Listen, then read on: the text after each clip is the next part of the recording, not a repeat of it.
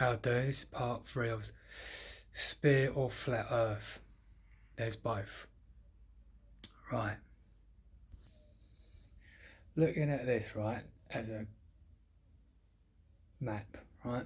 So, here, this is the blue mandala, right? Here's the subterranean realms, the 7 subterranean realms. And also you've got the Petraloka, where some of the forefathers go, and you've got the 28 Narakas, or purgatories. And then here, is where Garbhodaya Vishnu, the great Lord Garbhodaya Vishnu, resides with Lakshmi, who all of this whole universe emanates from, the Brahmanda we're in, right? If I had 2 of these, so I had this, the flip side of this, you'd get an idea that we're in a cosmic egg, all the way around, right? You understand that? Right? And this is where we're in. This is Bhumandala. We're in the 7th plane, but we're not actually on the plane, right? We're on basically like a globe, the sphere, as we've been known and taught in Brahmaloka, in Bhuloka, right? The 7th intermediary heaven, right? This is the thing. Right, some calculations I need to give you. So I've got them wrong yesterday, but like basically. Right. Some of these calculations I've given you 80,000 miles in the drop down, and it ain't 80,000 miles from the 7 regions each. Something I read a long time ago, a long time since I looked at the calculations. But let's say from the very top of the spiritual universe we all come from, Vaikuntha Loka, which is outside the material nature, which is 3/4 the size of the Akshara Brahma, which is the whole of material nature. But so between, they say, Vaikuntha and Brahma Loka, there's about 2 billion and 80 million miles, right?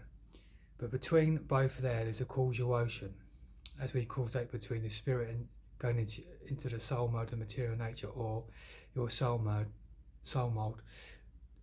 dissolving back into your spiritual self through the causal ocean. Because we're in the material nature, the bleeding drum, right?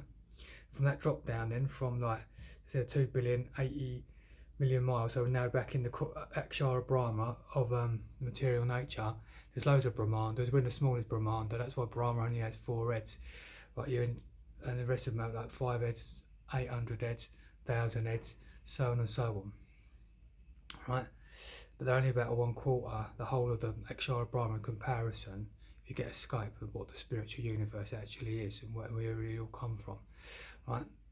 But so in Brahma Loka, the material nature of our Brahmanda, we're in the 4 heads of Brahma, right? From the 7 regions, right? They're not 80,000 miles that I said. You've got Brahma Loka to Tapaloka, it's 960 million miles. From Tapaloka to Jhana Loka, it's 640 million miles. From Jhana Loka to Mahaloka, it's 160 million miles. From Mahaloka to Savarga Loka, it's 80 million miles. Right, now Savarga, Bhuvaloka and Bhuloka, where Bhuloka we're from, I'm not quite sure, I don't give any calculations that I can find in the Srimad Bhagavatam that tells you exactly what they are, as a calculation any further down, right?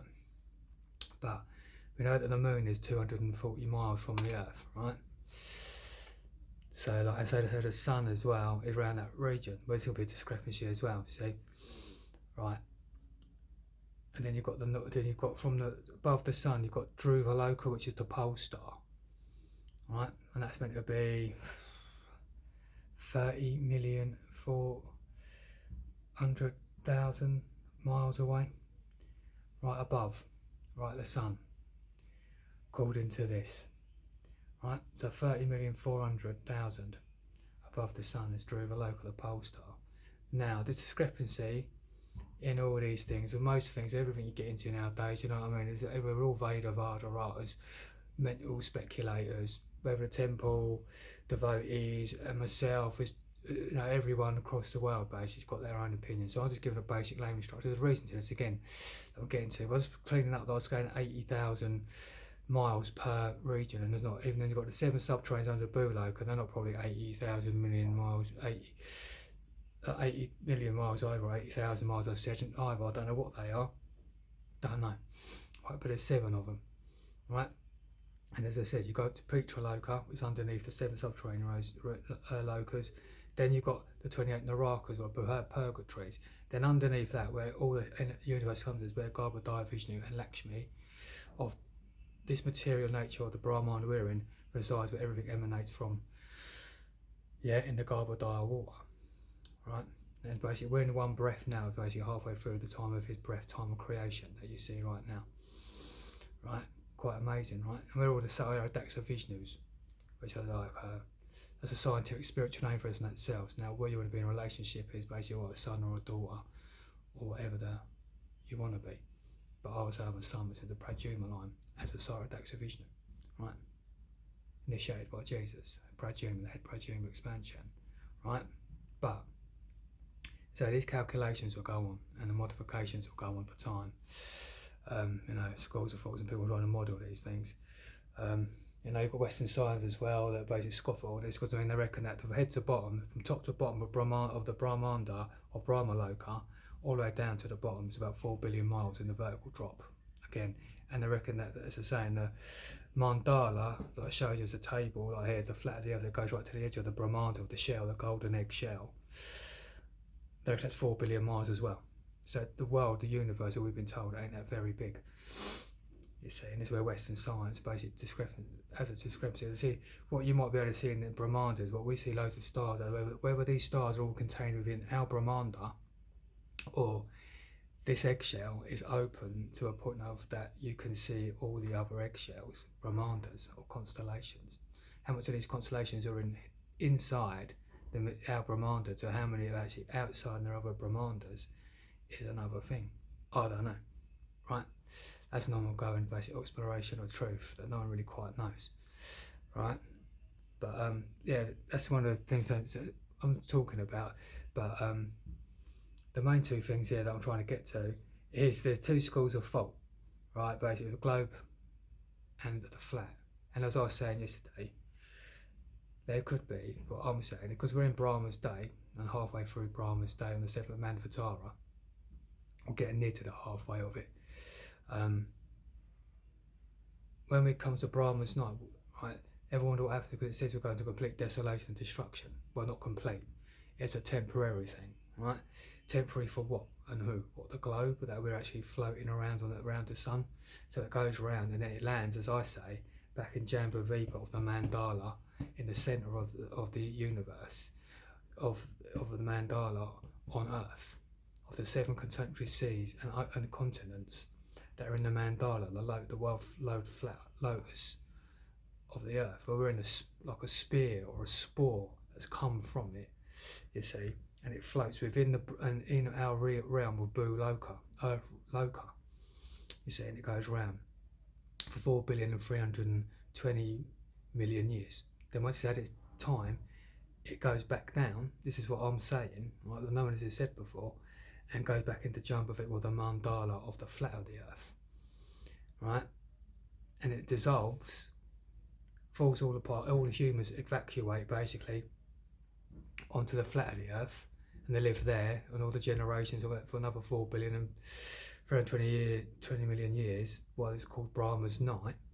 And while that time, another globe is being formed within that time. It's saying fallowing, so it goes back to seed, fallows and regrows, for another Brahma's day to go for people who want to float around on the globetrot in Buloka realm, amongst all the rest of the planets. You see, we're just the lowest planet in the intermediary of all the rest of them above us, and all the higher 6 other regions, you see. But we, basically, what's the question is, how do we evacuate? And it's another thing to get to. Have we lost the aeronautical ability, which it looks like, to go to the mandala? Because what you've got here is everyone going up and looking above to the moon and everywhere else to travel. And maybe what it is, we're out of our jurisdictional right as humans to be at that level. But what we do have a right to, and getting closer, because if you think 2,000 years ago, we was in a complete ebb state in the Kali Yuga, where it was all horse and cart. Communication was slower. Everything was also got, there's no trains, planes or automobiles. That's been built over the last 200 years or so. getting better all the time. So really, the next thing is that we start to look at, instead of going up, how about going below and beneath in basic areas of nautical ability, and going back to Blue Mandala. You see, well, there might have been this thing going on all the time, because if it ebb state of a time, this ability's been lost. You see, where people just like a holiday could jump between going on the globe to Mandala to the globe.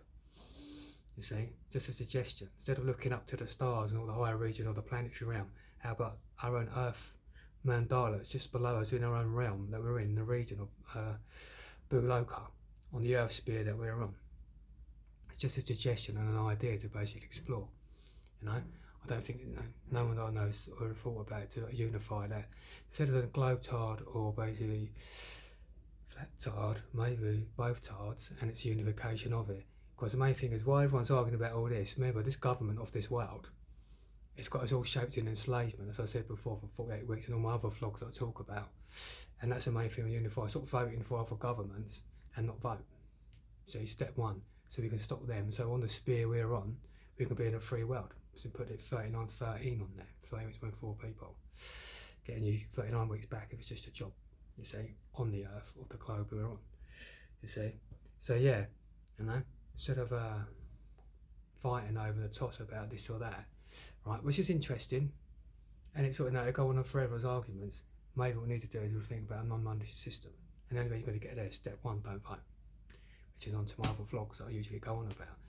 This is just a little tangent over a little tiny interest over the years of reading the Vedas since I was about 21, and dipped in and dipped out, read it, basically, you know, live life, what you do, read them, and all the rest of it. And this has dawned on me, like, over the last few months about how is it that we could have a unification, or basically the fact that maybe there's both flat Earth and globe Earth, and like the globe is like a spore globe that pops out of the centre of the mandala, or Blue Mandala, the flat of the Earth, that reaches all the way out in the 7 seas and continents. And it's a sea of salt. As you said, keep your saltiness, right? And we're in a sea salt or globe, right? You know? So yeah, I'll leave it there. And it's today that, 126,000 years that our great Lord Krishna, our 8th incarnation of God, basically died this day. And between yesterday and today, now we've been in the Kali Yuga for 106,000 years. And so far, Lord Buddha, after himself as Krishna, came, and then came again as Lord Chaitanya, waiting for Lord Kalki, you see. And what we're here to do as people, I'd say, part of what we do as men and women, is not fact to end the Kali Yuga. So it's just no more as a numeration of 432,000 years, but the effects of it is not about on us anymore, because we're removing money. To remove money, you've got to say you've got to stop voting. As a son passing through, I'm telling you this. But yeah, you know, see what you think about all this. I'm just delivering today. Anyway, have a nice day. I'm off out again to exercise in this nice sunny weather. Have a good one. See you later now.